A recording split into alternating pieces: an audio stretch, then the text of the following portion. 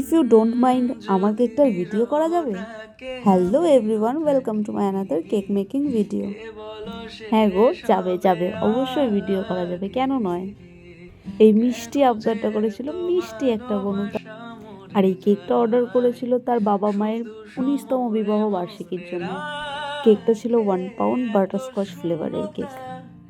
বনুটা আমাকে reference picture দিয়ে দিয়েছিল, বলেছিল তুমি এই দুটো কেকের মধ্যে কম্বাইন্ড করে করো। আমিও তার আবদার মেটাতে লেগে বললাম আমার কাজে। যেহেতু অ্যানিভার্সারি কেক, তাই আমি কেকটার কালার কম্বিনেশন রেড হোয়াইটের মধ্যে রেখেছিলাম, আর কিছু পিওনি আর গোল্ডেন বল দিয়ে ডেকোরেট করেছিলাম।